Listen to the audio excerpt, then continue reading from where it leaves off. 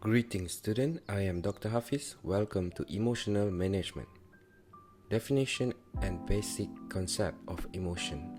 So we're going to cover 4 objectives.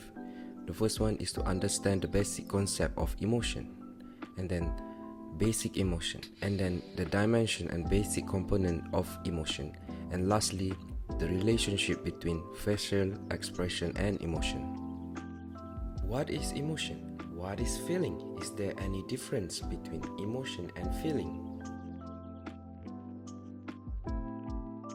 So, emotion is a complex set of interaction among subjective and objective factors mediated by neural hormonal system, which definitely can give rise to affective experience, such as when you see people that you love, you feel pleasure, displeasure, or anything.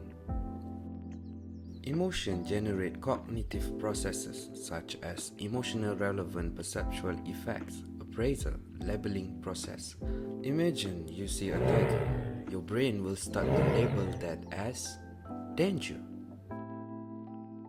Emotion can be seen through physiological adjustments such as sweaty palm or increase in heartbeat.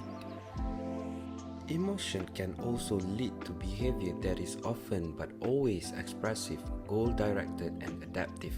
Remember I told you earlier that you run when you see a tiger? That is the behavior that we talk about. So, there are 4 components of emotion. First is physiological arousal, like sweaty palm, increased heartbeat. Second, subjective feeling, what you are aware of and what is the name of that emotion. Number 3, cognitive processes, how do you get to the name of the emotion. What one person calls fear, another may call excitement. Number 4, behavioral reactions such as facial expression or your voice tone. Emotion versus feeling. So let's take a look at the first row. Emotion are physical state, meaning that we can see emotion. Meanwhile, feeling are mental association and reaction to the emotion. Move on to the second row. We can see emotion aroused before feeling. Meanwhile, feeling is caused by the emotion. So when we see stimuli, we have emotion and then we have feeling.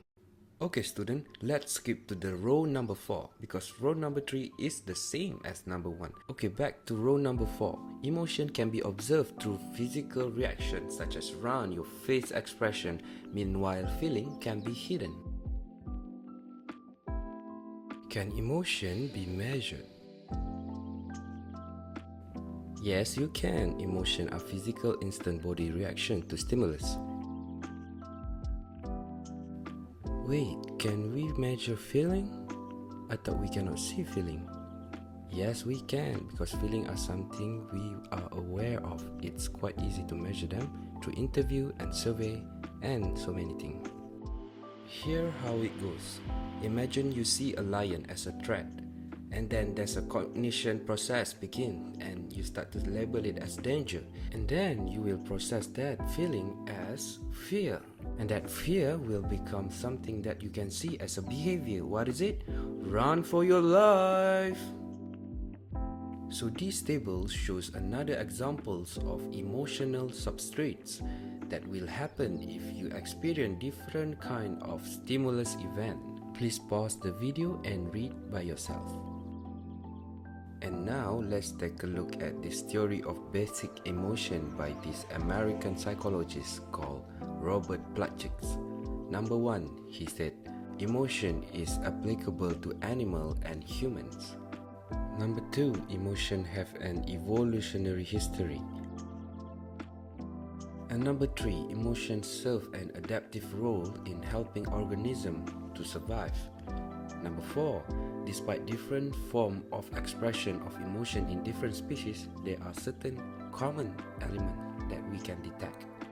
Number 5, there is a small number of basic primary or prototype emotion like anger, sadness, and fear.